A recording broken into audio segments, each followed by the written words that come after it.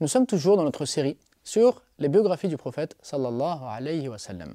Nous avons parlé depuis le début de nombreuses siras et de l'intérêt de chacune d'entre elles. Aujourd'hui, nous allons parler d'une des meilleures siras, d'une des siras les plus accessibles, tout en étant très complète. Et je vais vous expliquer en quoi elle se distingue des autres. Cette biographie dont on va parler aujourd'hui a été écrite par le Shir Abu Bakr, que vous connaissez puisqu'il est l'auteur de La Voix du musulman. C'est donc un shir algérien qui est né à Biskra, qui a fait ses études traditionnelles, donc qui a appris le Coran, la langue arabe et les différentes sciences religieuses, et qui a ensuite étudié auprès du shir Tayyib el-Oqbi, que certains connaissent peut-être, qui est donc un des bras droits d'Ibn Badiz, donc membre de l'association des ulama, et qui a transmis donc au Shir Abu Bakr donc l'envie de l'enseignement, l'envie de la darwa, l'envie donc d'être militant pour la cause de l'islam. Dans le prolongement de son cursus, le Shir Abu Bakr a quitté l'Algérie pour l'Arabie Saoudite, où il a continué ses études, validé ses diplômes et est devenu professeur à l'Université islamique de Médine. Il a été également promu enseignant dans la mosquée du prophète ﷺ, toujours à Médine. Alors pourquoi a-t-il écrit une biographie du prophète alors qu'il existe déjà de nombreuses biographies? Tout simplement parce qu'il a été sollicité par un groupe d'amis qui lui ont dit que La Voix du musulman était un excellent livre et qu'il serait bien qu'il fasse le même travail avec la vie du prophète ﷺ en proposant un livre qui pourrait servir justement de support accessible à tous.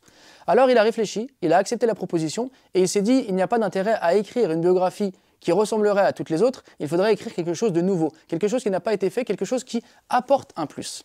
C'est ainsi qu'il a décidé d'écrire une biographie du prophète sallallahu alayhi wa sallam qui soit complète, qui soit détaillée, mais surtout qui nous permette de réfléchir, qui nous permette de méditer sur les différents événements, sur les différentes leçons, les différentes conclusions qu'il y a à tirer. C'est ainsi que quand on va lire sa biographie, qui est aussi détaillée, je pense, que le Nectar cacheté, donc c'est vraiment un livre complet, un livre qui est riche en informations, mais surtout, à la fin de chaque petit chapitre ou sous-chapitre, il va tirer les conclusions et les leçons qu'il faut tirer des différents événements. Des leçons qui peuvent être contemporaines, des leçons qui peuvent être spirituelles, des leçons qui peuvent être historiques, bref, tout y passe. Et il a voulu en fait faire de son livre un support familial, c'est-à-dire qu'on peut se réunir en famille, par exemple une fois par semaine, prendre le livre, le lire ensemble, et s'arrêter sur les différents événements de la vie du prophète, la vie des compagnons, et méditer sur ce qui s'est passé afin d'en tirer nous-mêmes des enseignements pour notre propre vie à nous, pour notre culture générale, pour notre religion, pour notre spiritualité. Bref, un livre vraiment accessible, mais un livre indispensable à avoir à la maison. Un livre